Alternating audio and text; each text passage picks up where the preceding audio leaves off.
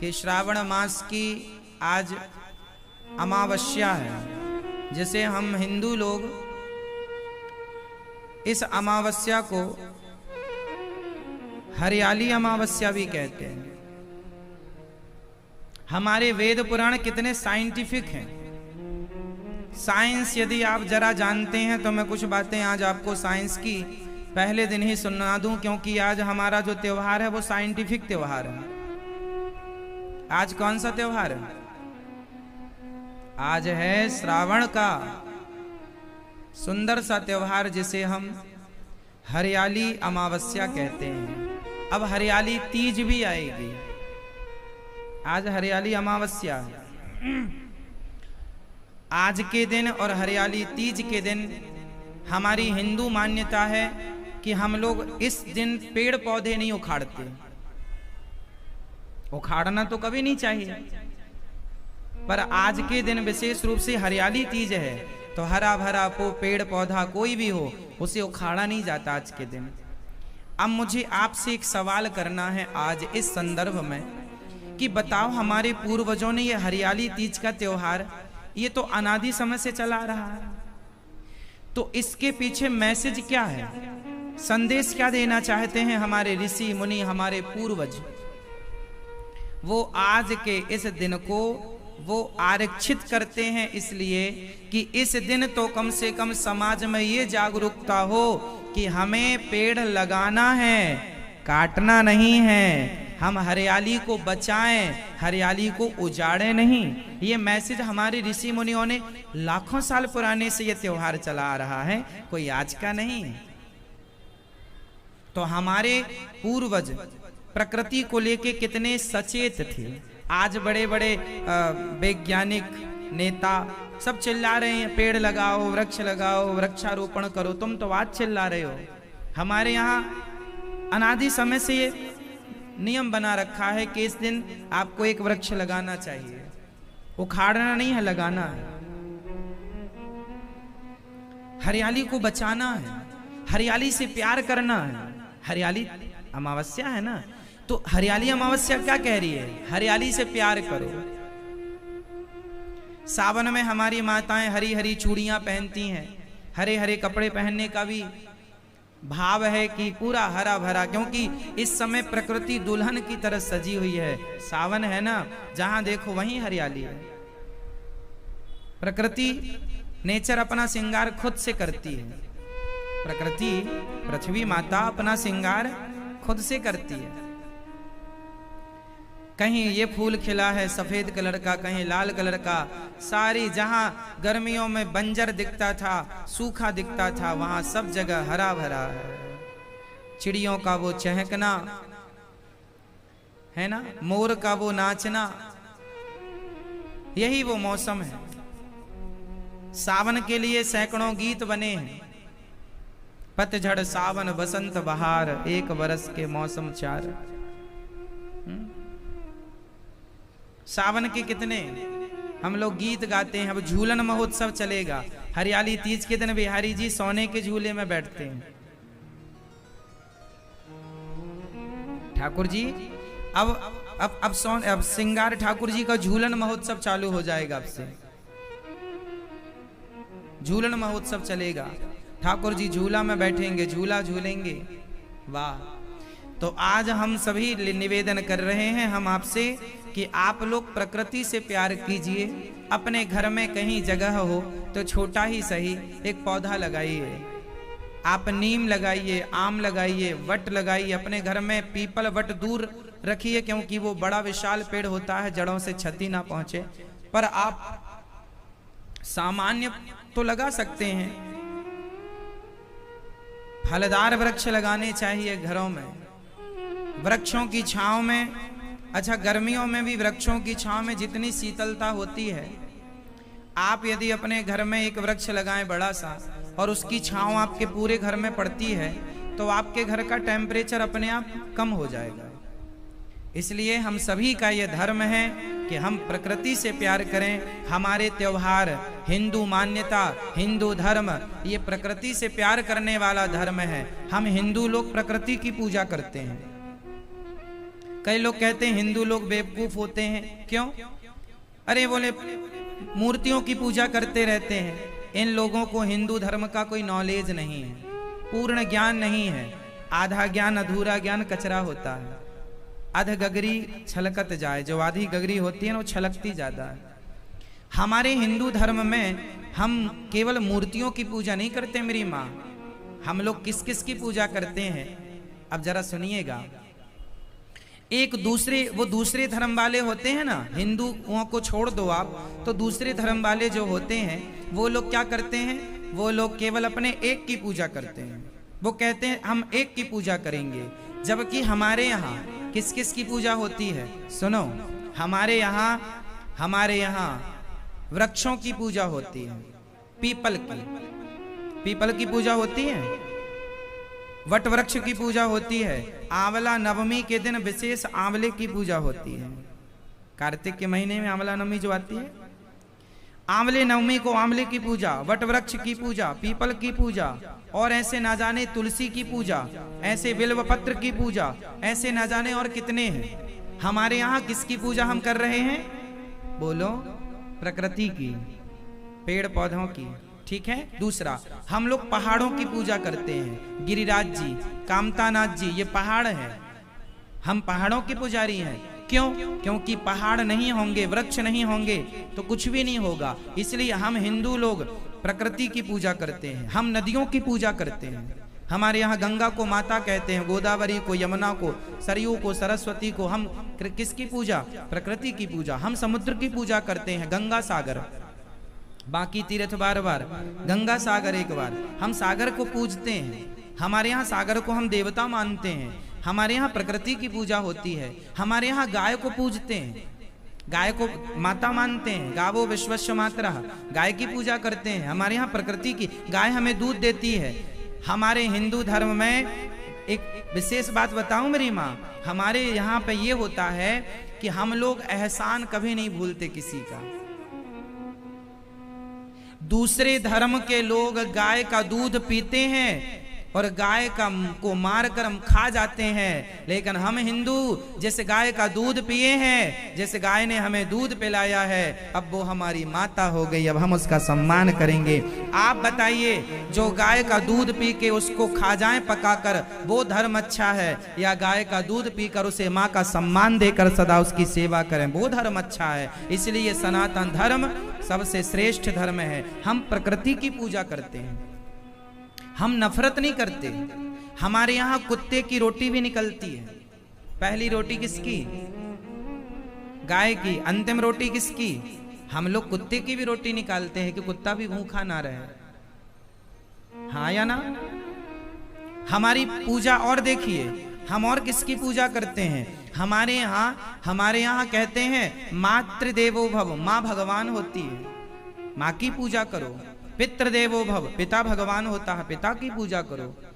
अतिथि देवो भव, अतिथि भगवान होता, अतिथि की पूजा करो, अतिथि का सम्मान करो। और आचार्य देवो भव, गुरुजनों की पूजा, गुरुजनों का सम्मान करो। हमारे यहाँ माता, पिता, गुरु और अतिथि ये भगवान के तुल्य माने जाते हैं। हमारे यहाँ नदियाँ, समुद्र, पहाड़ ये सब भगवान के तुल्य माने जाते हैं। हम बताइए किसके पुजारी हैं? हम प्रकृति के पुजारी हैं। हमारे यहाँ और तो ठीक है, अभी नाग पंचमी आएगी तो नागों को भी हम दूध पिलाते हैं।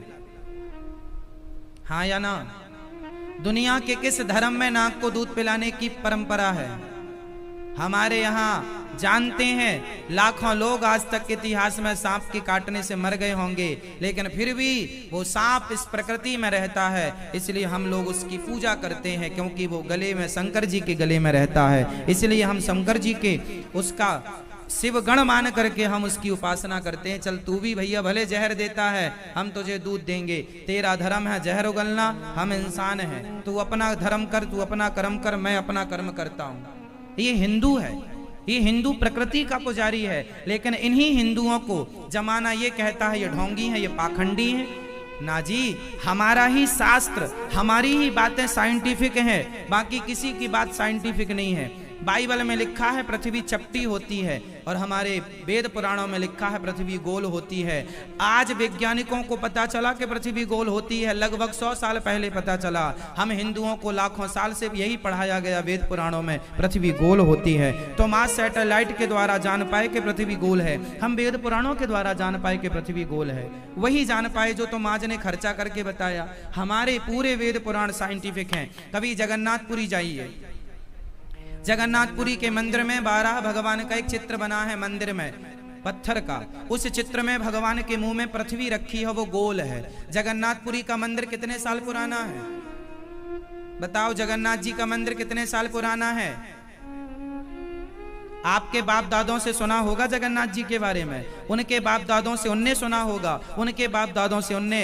हजारों साल पुराना है साहब जगन्नाथ जी का मंदिर। हजारों साल पहले वो मंदिर बनाया गया। उस मंदिर में, जगन्नाथ भगवान के मंदिर में 12 भगवान के मुख में, यहाँ दांतों के बीच में पृथ्वी रखी हुई है, वो गोल है। हम हजारों साल पहले से जानते थे पृथ्वी गोल है। दुनिया आज चिल्ला रही है पृथ्वी गोल है, तुम आज जान रहे। हमारे यहाँ भागवत जी में एक सब्जेक्ट है भूगोल, जो हम लोग भूगोल पढ़ते हैं, ये भूगोल भागवत जी में है ऑलरेडी, पहले से, हजारों साल पहले से।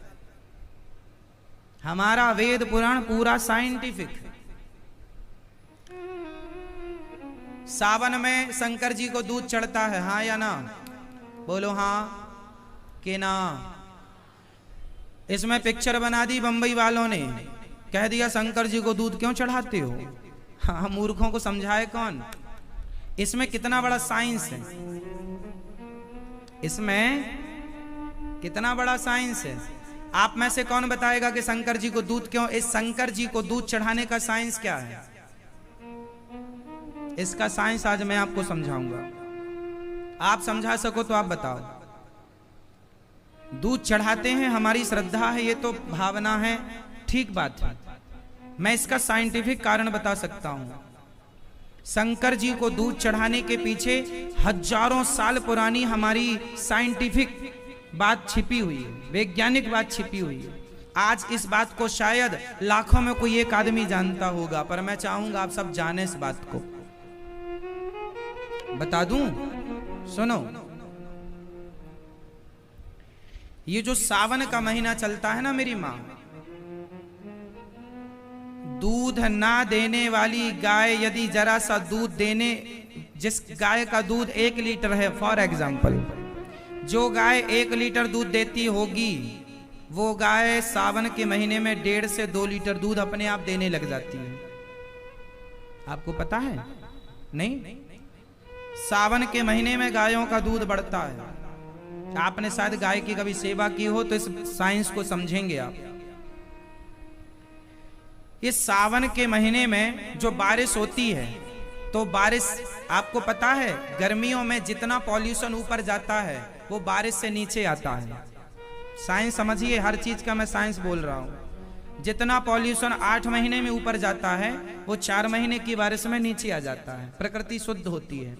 तो जो पहला पानी गिरता है, वो पानी से क्या है, उस पानी से जो घास निकलती है, एक्चुअली वो घास चूंकि जहरीले पानी की उत्पन्न हुई है, पानी जहरीला है, कितना पॉल्यूशन होता है। इतना पॉल्यूशन हुआ कि ओजोन परत में छेद हो गए हैं। अभी लॉकडाउन में कुछ छेद भर गए हैं। कुल मिलाकर जो पहला पानी गिरता है, जिस पानी से घास निकलती है, तो वो पानी से जो घास निकलती है, उस घास को जब गैया खाती है तो वो घास एक्चुअली जहरीली होती है। पहली घास, लोग, आपकी दादी नानी ने भी कहा होगा पहले पानी में मत नहाना, क्योंकि पहला पानी नुकसानदायक होता है। जब बारिश अच्छी झमाझम हो जाए और कंटिन्यू गिर जाए पानी, फिर वो पानी शुद्ध हो जाता, फिर अपन लोग नहाते हैं उस बारिश के पानी में, यदि किसी का मन है तो जो पहला पानी है वो जहरीला होता है, और उस जहरीले पानी से जो घास होती है वो भी जहरीली होती है, और उस घास को गैया खाती है। क्योंकि पहले के जमाने में हर घर में गाय हुआ करती थी। हम भारतीयों के घर में, हम हिंदुओं के घर में, सबके घर में, आपके घर में, आपके बाप दादों के घर में, पहले सबके घर में गाय रही होगी, अब नहीं, पर सबके घर में गाय थी, हाँ या ना? भाई आपके बाप दादों के घर में पहले गायें थी कि नहीं?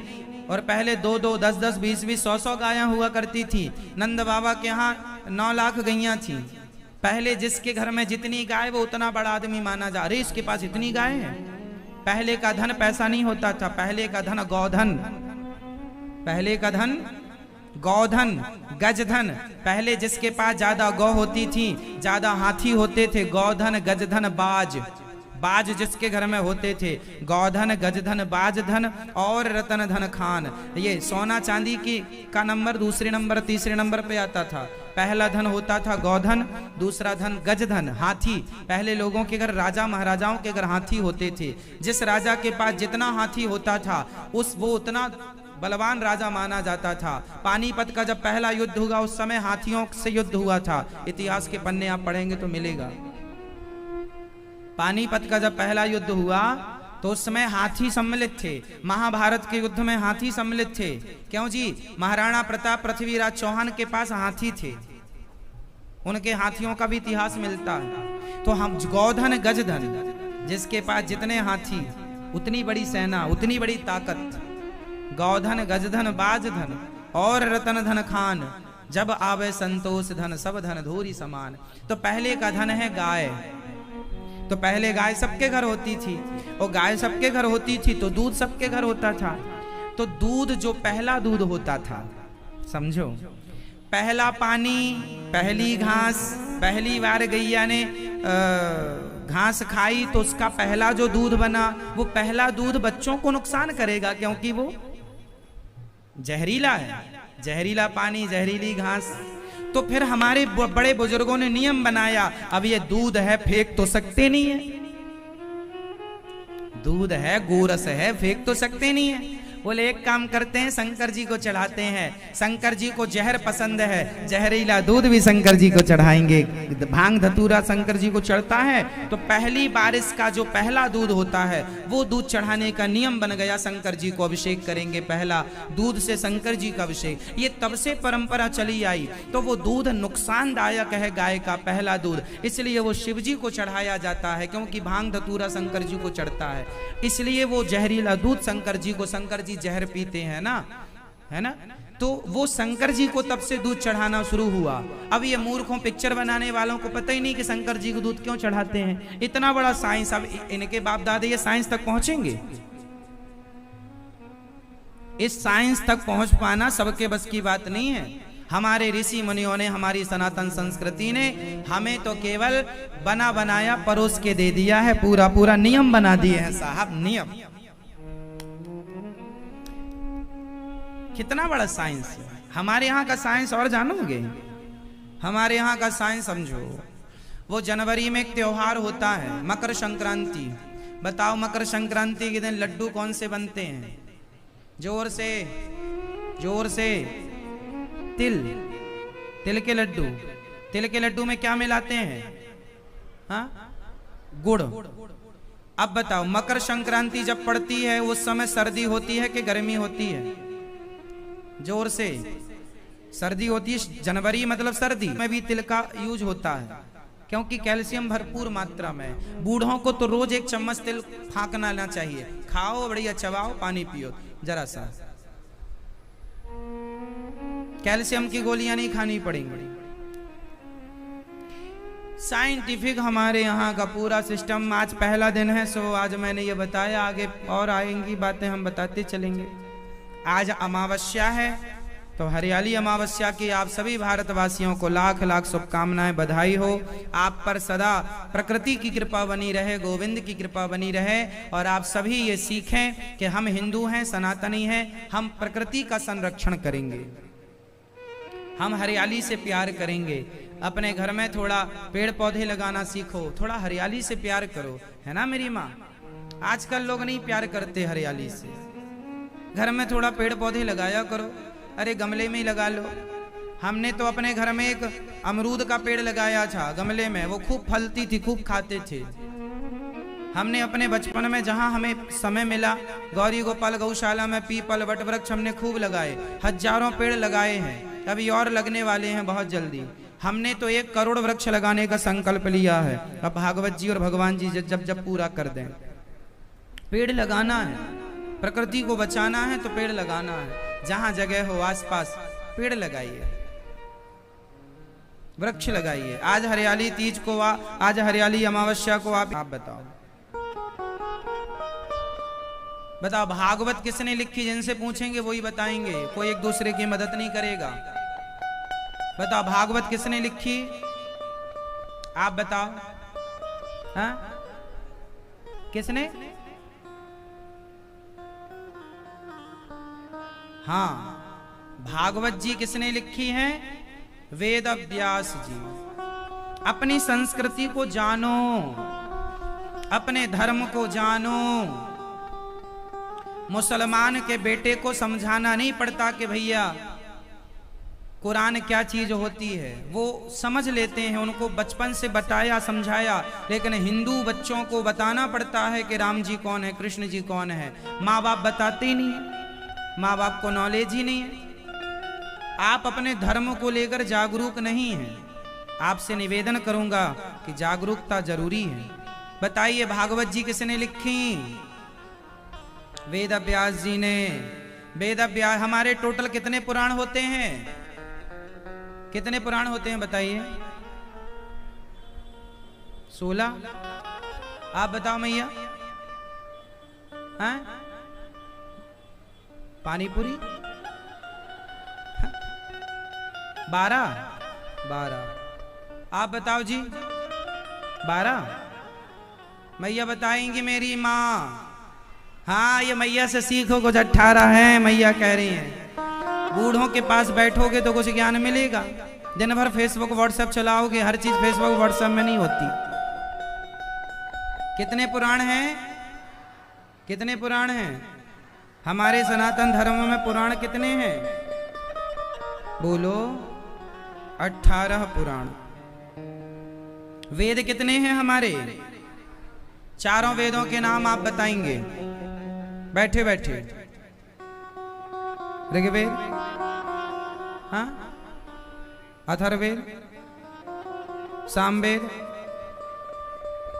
यजुर्वेद। वाह, तालियां होनी चाहिए। चारों वेदों के नाम याद है। 4 वेद हैं हमारे। अब मैं बताता हूं कि वेदों का जीवन में कितना बड़ा स्थान है। आज जो भी आप पढ़ते हैं वो किसकी देन है, मैं समझाता हूं आपको। शायद आप लोग ये बात नहीं जानते, जानेंगे तो बहुत अच्छा रहेगा। जो हमारे वेद हैं, सामवेद से कौन सा, सामवेद से कौन सा वेद निकला? सामवेद से गंधर्व वेद। जितनी भी हम संगीत सुनते हैं, ये संगीत किस वेद की देन है? संगीत किस वेद की देन है? सामवेद। संगीत जो भी हम रागें सुनते हैं, इस धरती पर दुनिया में कहीं भी संगीत बजता हो, वो समझ लो सामवेद ही बज रहा है, क्योंकि संगीत सामवेद का स्वरूप है। सारी दुनिया को संगीत की शिक्षा वेदों ने दी है, याद रखिएगा। संगीत कहां से निकला? वेदों से। सा रे गा मा पा धा नी सा, 7 स्वर वेदों से ही प्राप्त हुए हैं। पक्षियों से लिए गए हैं ये 7 स्वर। ठीक है।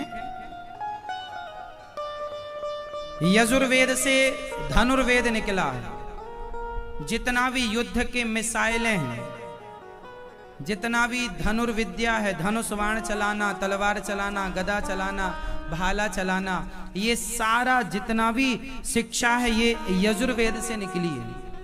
यजुर्वेद हमें धनुर्वेद सिखाता है। धनुर्बाण, धनुष बाण।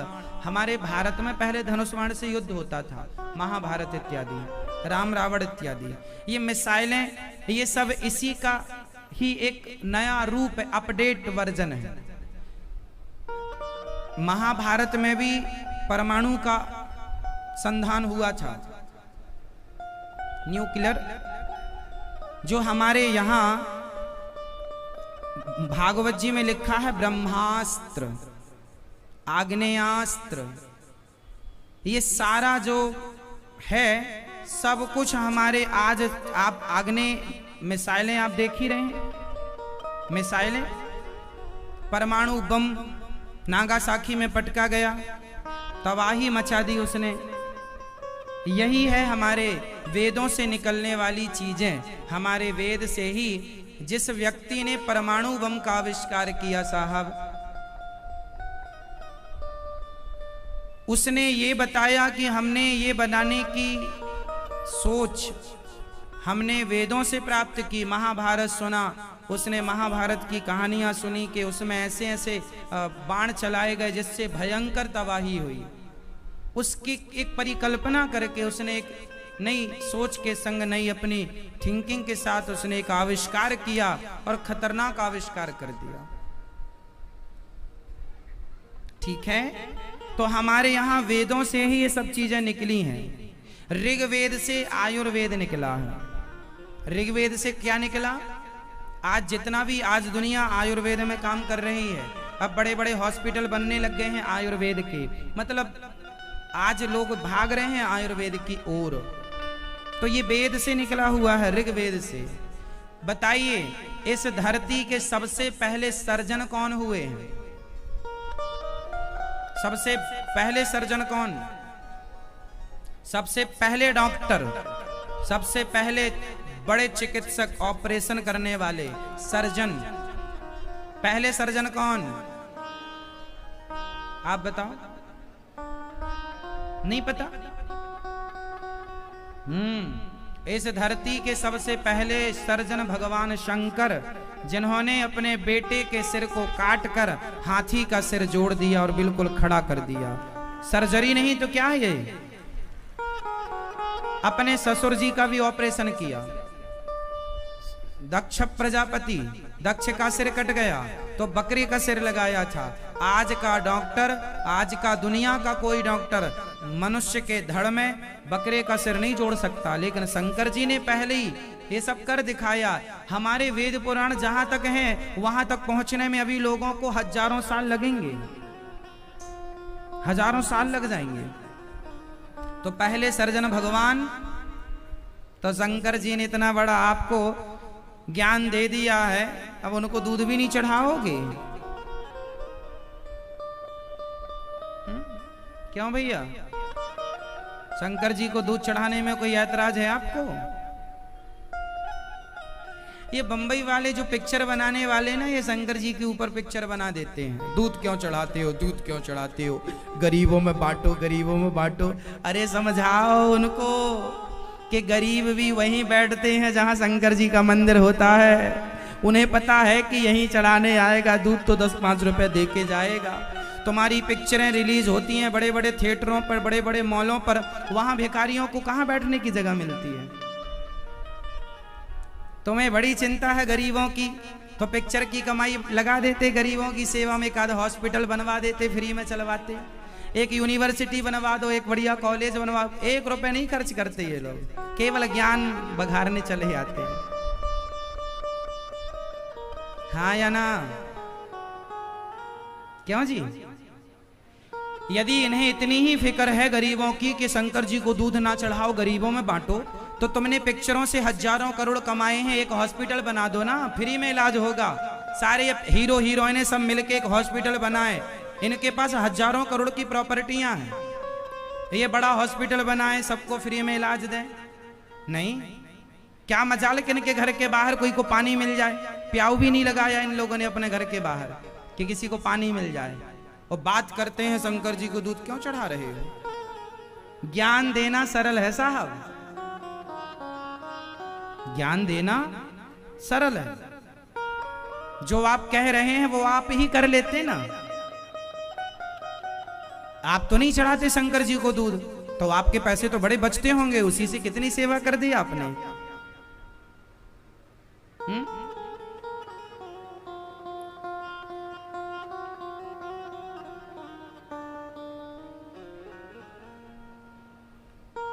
शंकर जी को दूध तो इनकी आंखों में खटक रहा था पिक्चर बनाने वालों की, लेकिन शराब, ये लोग एक भी पिक्चर ऐसी नहीं बनाई आज तक जिसमें शराब का इन्होंने बहिष्कार किया।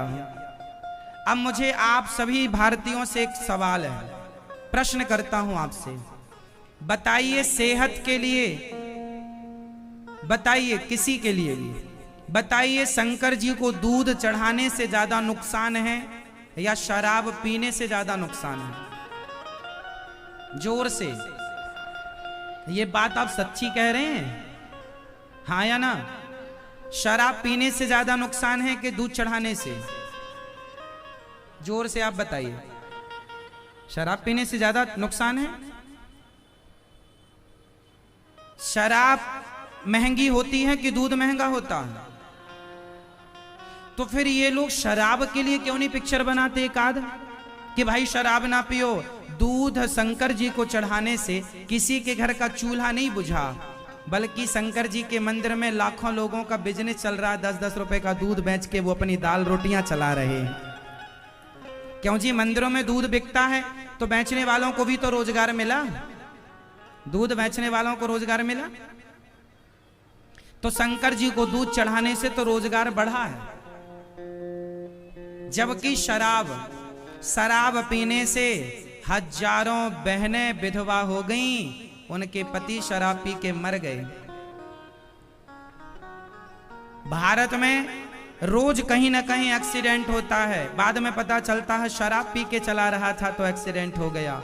शराब पीने से लोगों का सिंदूर उजड़ रहा है, बहनों का घर के चूल्हे बुझ रहे हैं, पत्नी का मंगलसूत्र बेच करके शराबी पति शराब पीता है। शराब पीने से कितनी बहनें विधवा हो गईं, कितनों का घर उजड़ गया, कितनों का चूल्हा बुझ गया, कितनों के बच्चे शराब बाप के कारण अशिक्षित रह गए। लेकिन शराब के विरोध में एक पिक्चर ना बनाई और दूध के विरोध में पिक्चर बना के रख दी। देख लो साहब किस प्रकार ये समाज को बरगलाते हैं, किस प्रकार ये समाज को भड़काते हैं। और आज का युवा इनकी बातों में आकर के अपनी संस्कृति भूल जाता है कि ये लोग सही कह रहे हैं। तो आप क्यों नहीं कहते कि शराब के खिलाफ भी पिक्चर बनानी चाहिए? शराब के खिलाफ पिक्चर नहीं बनाएंगे, ये तो गुटखा बेचते हैं, दाने दाने में केसर का दम, और कहते हैं शंकर जी को दूध ना चढ़ाओ। हाँ या ना? शंकर जी का दूध इनकी आंखों में खटक रहा है, जैसे इनके बाप से पैसे लाके हम लोग दूध चढ़ाते हो। क्यों? हाँ, जैसे इनके बाप बांटते हो सबको पैसे के, लो पैसे दूध चढ़ाओ। हद होती है मूर्खता की।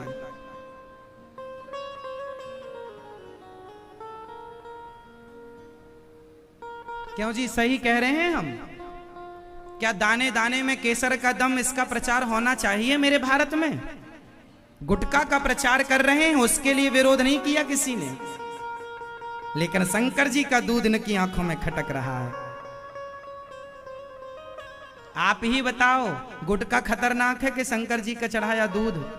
लोग कहते हैं शंकर जी का दूध नालियों में बह जाता है। किसी को पिलाओ पिलाओ, पगले तुम हमें क्या बताओगे? हम तो गौरी गोपाल जी के रसोई में रोज यहाँ खीर बनती है, हाँ, हजारों संतों को खीर पिलाई जाती है, दूध से ही बना के पिलाई जाती है। हम तो कर रहे हैं, हजारों लोग यहाँ भोजन करते हैं गौरी गोपाल जी के रसोई में, यहाँ अन्न क्षेत्र चलता है, हजारों संत। हम तो शंकर जी को दूध भी चढ़ाते हैं और सेवा भी करते हैं संतों की। आप केवल ज्ञान बघार के चले जाते हैं, करना धरना कुछ नहीं है। समाज को लोग कहते हैं, ये बाबा लोग समाज को भड़काते हैं। हम भड़का रहे हैं समाज को कि ये लोग भड़का रहे हैं गुटखा तंबाकू बेच बेच के? आपके बच्चे जब टीवी पर ऐड देखते होंगे, दाने दाने में केसर का दम, और एक से नहीं बेचा गया, दो से नहीं बेचा गया तो 3-3 बेच रहे हैं। जब आपके बच्चे ये देखेंगे तो क्या सीखेंगे इन लोगों से? बोलो हाँ। ये लोग क्या सिखा रहे हैं आपकी औलादों को, आपकी पीढ़ी को? गुटखा खाओ जी, गुटखा खाओ, देखो।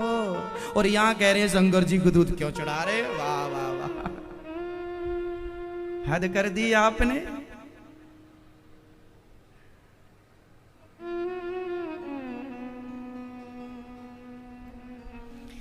टीवी पे ऐड आने लगा है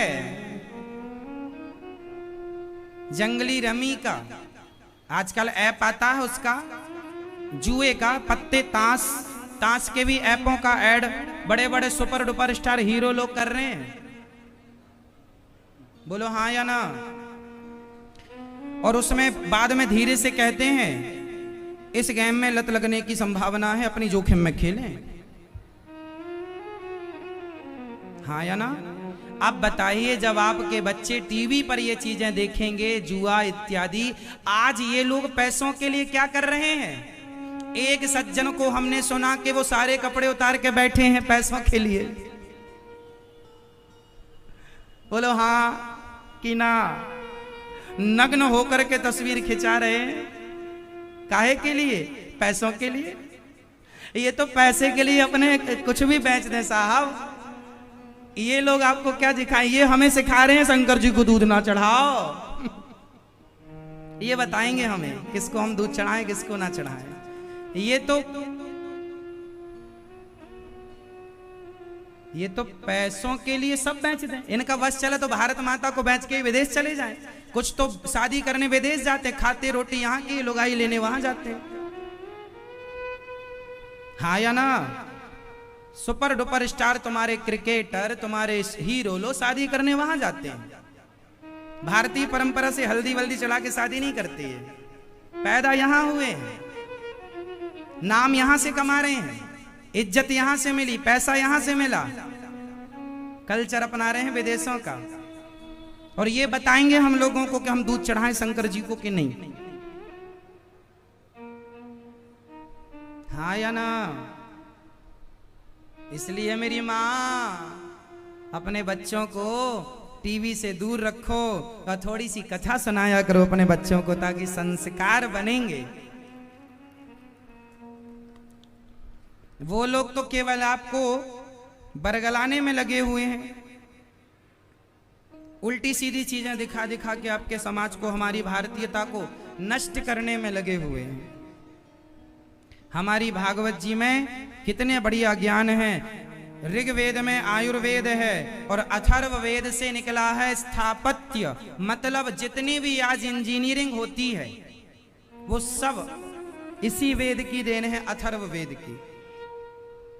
चाहे आप सॉफ्टवेयर इंजीनियर हो, आप किसी भी फील्ड के इंजीनियर हो, आप यदि इंजीनियर हैं तो ये भागवत जी में लिखा है, भगवान श्री कृष्ण जब पढ़ के आए ना उज्जैन से, तो उसमें लिखा हुआ है कि भगवान ने बड़े बड़े ब्रिज बनाना भी सीखा, बड़े बड़े पुल। आज जो पुल बनते, जैसे हावड़ा का पुल है, एक भी खंबा नहीं है बीच में। ये टेक्नोलॉजी कोई आज की नहीं है। हमारे राम जी ने बिना खंबे का सेतु बनाया बंदर भालुओं के सहयोग से। क्यों जी? वो कई 100 किलोमीटर का बनाया, ऐसा नहीं कि 2-4-10 किलोमीटर का था, कई 100 किलोमीटर का। तो ये सारी विद्याएं हमारे यहाँ ऑलरेडी हैं, हमारे वेदों में ये ज्ञान भरा पड़ा है। अब आप वेद पढ़ते ही नहीं हैं, वेदों का लोग अपमान करने लग गए हैं, तो ये ज्ञान भी धीरे धीरे लुप्त होता चला गया। हमारे यहाँ सब कुछ है। राम जी ने सेतु बनाया बिना। हमारे यहाँ करदम जी नाम के एक संत हुए, उन्होंने एक विमान बनाया था 1903 में। राइट ब्रदर्स ने विमान बनाया और सफल परीक्षण किया 1903 में। हमारे यहाँ तो सतयुग में विमान बन गया था। रावण के पास भी एक विमान था, उस विमान का नाम बताओ, आप बताओ। रावण के पास जो विमान था उसका नाम क्या है? केवल आप बताएंगे, कोई नहीं। बोलो, आप नहीं पता? आप बताओ, रावण के विमान का नाम क्या है? पुष्पक विमान। तो हमारे यहाँ विमान कोई आज से नहीं है। दुनिया आज उड़ने लगी तो बताने लगी जी हमने तो विमान बनाया। विमान, अरे तुम्हारे बाप दादे पैदा नहीं हुए थे तब हम लोग उड़ के छोड़ चुके हैं। पगले बातें कर रहे हो, तुमने विमान बनाया। हाँ? क्यों जी? दलपति जी ने 1885 में विमान बनाया, भारत के वैज्ञानिक। इस पे पिक्चर भी बन गई है। दलपति जी सतयुग में विमान बनाया था। उस विमान का नाम था, सबसे पहला विमान धरती पर जो बना, उस विमान का नाम था कामक विमान। बिना डीजल बिना पेट्रोल से, मन की कामना से चलता था, जहां कह दो वहां। और इतना बड़ा विमान था कि उसके अंदर कई स्विमिंग पूल थे, पेड़ पौधे थे, उसके अंदर पूरी प्रकृति थी, ये मान के चलो, सब कुछ था। इतना विशाल करदम जी के पास था। उसके बाद दूसरा विमान कुबेर के पास था, जिसको रावण ने छीन लिया था। जैसे हम पुष्पक विमान, जिस विमान पर रावण ने माता सीता का हरण किया था। तो हमारे वेद पुराणों में तो विमानों का भी उल्लेख है। क्यों जी? अब उल्लेख है तो इंजन का भी। भारद्वाज संहिता में विमान बनाने की पूरी तकनीक लिखी है साहब। विडंबना तो ये है कि आपके बच्चे वेद पुराण पढ़ते नहीं हैं, इसलिए सारी तकनीक अंग्रेजों ने चुरा के ले गए। आज जर्मनी में जहां ये सब चीजों पर रिसर्च होता है, वहां वेद पुराण हमारे रखे हुए हैं। बहुत बढ़िया रिसर्च चल रहा है। लेकिन हिंदू लोग, सनातनी लोग ये गीता नहीं पढ़ते, पोयम पढ़ते हैं। बच्चे पोयम सुनाते हैं, जॉनी जॉनी यस पापा। ये नहीं कि गीता के श्लोक याद कराएं मम्मियाँ, तो गीता के श्लोक सुनाया करें। नहीं जी, पोयम सुनाओ। अरे गुरुजी आए हैं, बेटा पोयम सुनाओ। हम पोयम क्या करेंगे सुन के? हमें गीता के श्लोक सुनाओ, रामचरितमानस की चौपाइयां सुनाओ। तुम खुद ही अपने बच्चों के संस्कार बिगाड़ रहे हो, हम क्या करें? आप अपने बच्चों को गीता क्यों नहीं पढ़ाते? एक दो श्लोक गीता की याद कराओ, रामचरितमानस की चौपाइयां याद कराओ। ये पूरा वैज्ञानिक रहस्य जो मैं आपको बता रहा हूं, बच्चों को समझाओ कि बेटा हमारा धर्म ही साइंटिफिक है, बाकी किसी का नहीं है। लेकिन अब आपको तो बस इंग्लिश से फुर्सत नहीं मिल रही है। हम ये नहीं कहते इंग्लिश नहीं पढ़ना चाहिए, इंग्लिश भी एक भाषा है, ज्ञान सबका होना चाहिए। लेकिन अपनी संस्कृति भूल जाएं, बताओ जी, सही है? इसलिए अपने बच्चों को क्या पढ़ाएंगे? जो पढ़ाते हैं वो तो पढ़ाओ जी। घर में 2-5 मिनट बिठा के बच्चों को संस्कार दिया करो। बेटा ये संस्कार है। आप अपने बेटे से क्या चाहते हैं? पैसा? या बड़ा होके आपको आपके पांव में झुकता रहे और आपको आदर से पिताजी कहता रहे? 10 लोगों के बीच में आपके पांव को झुक करके, लेट करके आपको प्रणाम करे। समाज के बीच में जो बेटा आपको लेट कर प्रणाम करता है, एक बेटा तो वो है जो अपने बाप को लेट कर प्रणाम करता है, दंडवत प्रणाम कहते हैं जिसे। और एक बेटा वो है जो पढ़ने लिखने के नाम पर माँ बाप को छोड़ के विदेश चला जाता है। माँ बाप मर जाते हैं तब भी नहीं आता, माँ फुर्सत नहीं है। 2 बेटे थे, दोनों विदेश में रहते थे। बाप मर गया तो माँ ने फोन लगाया, बेटा तेरे बाप नहीं रहे। तो बड़ा बेटा आ गया। अरे माँ ने कहा क्यों रे, छोटा क्यों नहीं आया? बोले माँ वो व्यस्तता ज्यादा है, पिताजी मरे हैं तो मैं आ गया, जब तुम मर जाओगी तो भैया आ जाएगा वो वाला। हम दोनों को एक साथ आ नहीं सकते ना, तो तुम लोगों के मरने में भी हम मिल बांट के आएंगे। लो अब ये पढ़ लिख के गए हैं, ये पढ़ाई है, ये शिक्षा तो है, संस्कार नहीं है। आप क्या बनाना चाहेंगे अपने बच्चों को? क्या देंगे? सिर्फ शिक्षा मत देना, खून के आंसू रोने पड़ेंगे। इसलिए शिक्षा के संग जरा जा संस्कार देना। खूब बड़े डॉक्टर बने आपके बच्चे, खूब बड़े इंजीनियर बने, खूब बड़े पद पर जाएं, पर संस्कारी होकर जाएं तो बुराई नहीं है ना। इसलिए बच्चों को क्या बनाएंगे? संस्कारी। और कब से बनाएंगे? कब से बनाओगे? तारीख हमें लिखवा दो आप लोग अभी से। काल करे सो आज कर, आज करे सो अब। अभी से समझाओ, सिखाओ। अब आपके बच्चे छोटे हैं तो अच्छा है, बात मान लेंगे। बड़े हो गए हैं तो आंख दिखाएंगे, माँ हमें पागल समझ रही हो, हम सब जानते हैं। अब तो बड़ा हो गया, अब नहीं सीखेगा। अब तो जो सीख गया सीख गया। अब तो पल भर में सिगरेट पीना सीख लेता है आजकल के बच्चे। एक हाथ में सिगरेट, दूसरे हाथ में चाय, खूब चुस्कियां ले रहे हैं सिगरेट और चाय की। और ये बहुत पढ़े लिखे हैं, हाँ या ना? आजकल आप चले जाइए जहां कॉलेज हैं, जहां यूनिवर्सिटियां हैं, वहां की दुकानों में देखिए सारे पढ़े लिखे बच्चे सिगरेट पी रहे हैं, शराब इत्यादि सब पी रहे हैं, पढ़े लिखे हैं। मूर्खों की तो छोड़ दीजिए आप। संस्कारहीन समाज कहां जाएगी और कहां ले जाएगी, आप कल्पना कर लीजिए। कहीं कहीं कहीं देर ना हो जाए, कहीं देर ना हो जाए, कहीं समझने में आपको, कहीं आपको समझने में, बोलो जी, देर ना हो जाए। तो वेद पुराणों का सम्मान करो और ये पिक्चर बनाने वालों की बातों में न लगा करो। ये तो सब खुद को नहीं देखते। चलनी बोली एक दिन सुई से, चलनी बोली एक दिन सुई से। अरे सुई तो बहुत अच्छी है, पर तुझ में एक छेद है, तुझ में एक छेद है। चलनी ने सुई से कहा तुझ में एक छेद है। तो सुई ने कहा बहन तुझे मेरा एक छेद दिखाई पड़ रहा है, खुद के भी देख ले। चलनी में कितने छेद होते हैं, आटा चालने की चलनी, सैकड़ों छेद खुद में है, वो उसे दिखाई ना पड़े, सुई का एक छेद लेकर बैठ गई। यही है पिक्चर बनाने वालों का हाल। खुद की हालत तो चलनी की तरह है और वो सुई की तरह आज सनातनियों को टारगेट कर रहे हैं। केवल सनातनियों को टारगेट करते हैं बंबई के पिक्चर बनाने वाले। आज तक किसी दूसरे धर्म के खिलाफ इनकी ताकत नहीं के बना लें।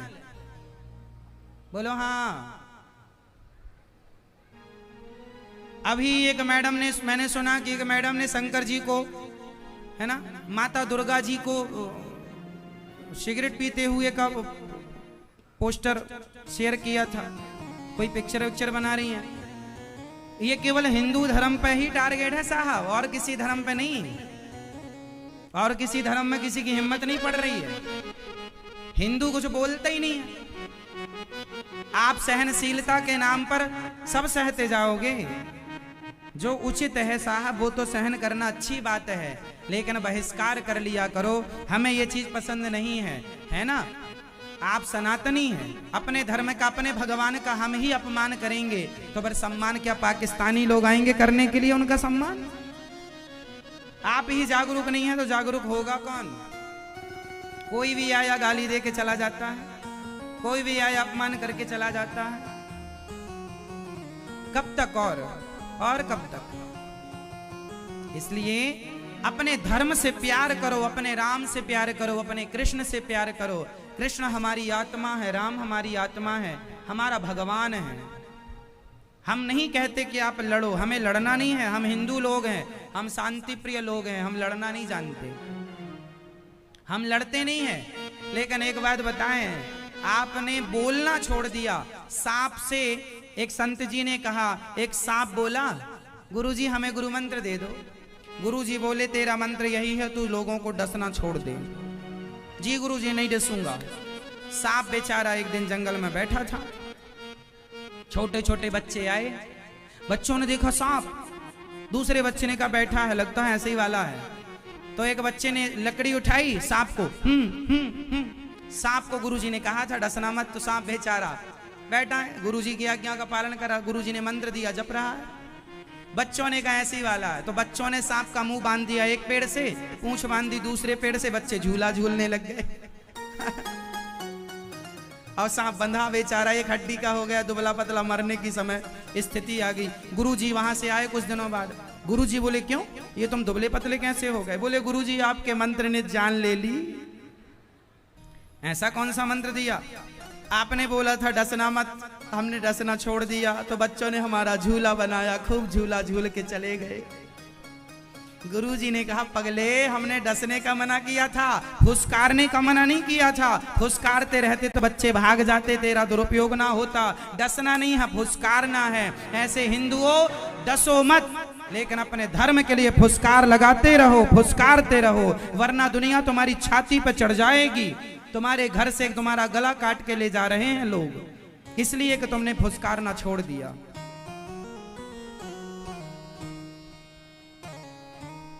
फुसकारना है, डसना नहीं है। फुसकारना छोड़ दोगे, डर खत्म हो जाएगा। ठीक है, अपने बच्चों को धर्म का पाठ पढ़ाओ, गीता पढ़ाओ, रामायण पढ़ाओ, तब जाके हमारी संस्कृति बचेगी। वरना कोई भी कुछ भी कहकर चला जाएगा, चलता बनेगा। ना हमें किसी का अपमान करना है, ना हम अपने अपमान को, हमारे भगवान के अपमान को सहन करें। क्यों करे कोई अपमान भाई, है ना। हमारा अपमान करना है, हमारा कर लो, हमारे राम का अपमान ना करो। हमारे राम जी हमारे आदर्श हैं, हमारे भगवान हैं। हमारा अपमान करना है कर लो, हमारे कृष्ण का अपमान ना करो, वो हमारे भगवान हैं। क्यों जी, हाँ या ना?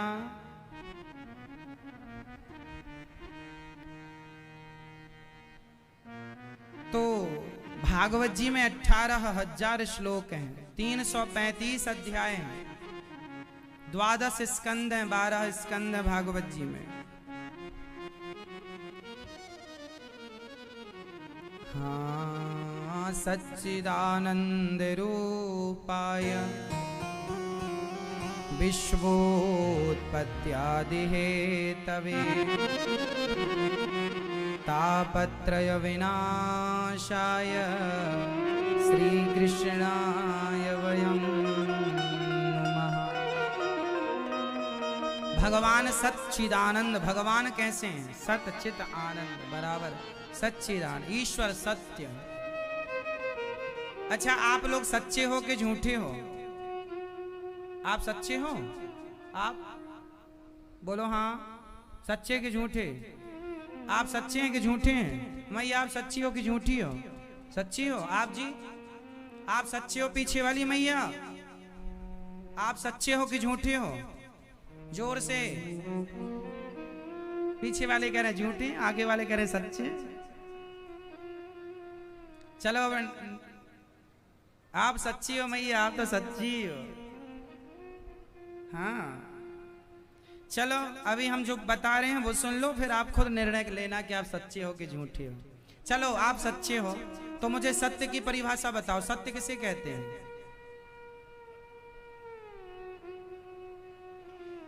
अब मुझे ये बताओ, बदलाव किस में होता है? बदलता कौन है? सत्य बदलता है कि झूठ बदलता है? कौन बदलता है, सत्य के झूठ? कौन बदलता है? झूठ हमेशा बदलता है, सत्य कभी नहीं बदलता। सत्य नहीं बदलता, जबकि झूठ हर बार बदल जाता है। तो हम लोग जब अपनी माँ के पेट से आए थे तब कितने से थे? छोटे से। फिर जवान हुए, फिर बूढ़े हो गए। आपका लड़कपन, जवानी, बुढ़ापा, आप लोग बदल रहे हैं कि नहीं? आप बदल रहे हैं कि नहीं? आप बदल रहे हैं? हाँ आप बदल रहे हैं। हम नित्य बदल रहे हैं। जो हम कल थे वो हम आज नहीं हैं, जो हम आज हैं वो हम कल नहीं हैं। इसलिए हम परिवर्तनशील हैं। हम क्या हैं? हम परिवर्तनशील हैं। ये प्रकृति परिवर्तनशील है। ये प्रकृति भी बदलती है। पहले गर्मी थी, अब बारिश हो गई, फिर सर्दी हो जाएगी। तो मौसम बदल रहा है, प्रकृति बदल रही है। क्यों? गांव भी बदल रहे हैं। आज के 50 साल पहले गांव जैसे थे आज वैसे नहीं है। शहर भी बदल रहे हैं। हर 5 साल में आपको परिवर्तन दिख जाता है। हर 2 साल में आप में बदलाव। आप अपनी बचपन की फोटो देखिए, आज की फोटो देखिए, तो एक ईश्वर है, एक भगवान है जो कभी नहीं बदलते। एक भगवान के अतिरिक्त सब बदलते हैं। हम बदलते हैं, आप बदलते हैं, हमारी बॉडी बदल रही है। रही बात आत्मा की, तो आत्मा को हमने कहा आत्मा ईश्वर है, ईश्वर अंश, तो हमने कह दिया ईश्वर नहीं बदलता। ईश्वर नहीं बदलता, हम बदलते हैं। इसलिए हम बदलते हुए लोग हैं। इसलिए हम सच्चे नहीं हैं, हम झूठे हैं। हम झूठे हैं क्योंकि दुनिया झूठी है। ये झूठी दुनिया है। ब्रह्म सत्यम जगन मिथ्या। आप गहराई से उतरिए तो पता चलेगा। ईश्वर सत्य है, ये संसार मिथ्या है। ये संसार मिथ्या कैसे है? इस धरती पे हम सब आज हैं, कल नहीं रहेंगे। कल नहीं थे, आज हैं। हम केवल प्रेजेंट में हैं, ना भूत में थे ना भविष्य में रहेंगे। 100 साल पहले आप में से कोई नहीं था, 100 साल बाद आप में से कोई नहीं रहेगा। कहानी अधिक से अधिक 100 साल की है। इसलिए हम यदि सत्य भी हैं तो 100 साल के लिए। क्यों जी? अटल सत्य है ईश्वर। इसलिए उस सत्य की शरण में चलना चाहिए जो कभी परिवर्तित नहीं होते। हम बदलते हुए लोग हैं, इसलिए महसूस करो इस बदलाव को। आप रोज बदल रहे हैं, इसलिए बदलते बदलते एक दिन आप जवानी से बूढ़ा, बूढ़े से और बुढ़े, शरीर शिथिल हो गया, आत्मा निकल गई, परमात्मा से जाकर मिलती है, मर जाते हैं जिसे हम लोग कहते हैं। तो हम असत्य हैं, ईश्वर सत्य है। इसलिए ब्रह्म सत्यम जगन मिथ्या। उमा कहाँ हूँ मैं अनुभव अपना, सत हरि भजन जगत सब सपना। ये संसार सपना है, एक भगवान है जो अपने हैं। इसलिए नाता एक राम जी से, दूजा नाता तोड़ दे। ये दुनिया हमारी नहीं है, हमारी सी लगती जरूर है, हमारी सी लगती है, ये हमारी नहीं है। आपका बेटा आपका ही है, किस आधार पर आपका है? उसकी आंखें, उसके हाथ, उसके पांव, उसका मुंह आपने ही बनाया है। बोलो, मां के पेट में बच्चा कैसे बनता है किसी को नहीं पता, आपको नहीं पता, हमें नहीं पता। आंख लगाने आप तो नहीं गए थे बच्चे की, किडनियां सेट करने आप तो नहीं गए थे, हाथ पांव लगाने हम नहीं गए। ईश्वर ही सबका निर्माण करते हैं। तो हमारे रियल माँ बाप भगवान है, इसलिए वो सत्य है, उस सत्य को प्रणाम करना चाहिए, उस ईश्वर की, उस नारायण की शरण में रहना चाहिए, सत्य मानकर। ये संसार में ज्यादा मन नहीं लगाना चाहिए, ये सोचना चाहिए कि ये झूठा है, ये आज है, कल किसकी गारंटी नहीं, हाँ या ना। इसलिए सत्य कौन, जोर से, सत्य भगवान। झूठे कौन, झूठे कौन, हम सब। पूरी प्रकृति झूठी है, सब झूठा, रिश्ते नाते भी झूठे हैं। ये तो केवल ठीक है व्यवहार में, आप हमारी माँ हो, पत्नी हो, पति हो, पुत्र हो, भाई हो, ये व्यवहार है। रियल अंदर से झांक कर देखेंगे तो कोई अपना नहीं है। जब आप बिस्तर पर सोते हैं तो आप अकेले सोते हैं, आप 10 लोगों के संग सोइए पर सो के आप अकेले हैं। आप इस भीड़ पर बैठे हैं, आप अभी भीड़ में बैठे हैं, लेकिन गहराई से सोचेंगे, देखेंगे तो आप इस भीड़ में भी अकेले ही हैं, हाँ या ना। आप इस भीड़ में अकेले हैं, हाँ या ना, हाँ या ना, अकेले हैं आप। हम हमेशा अकेले होते हैं,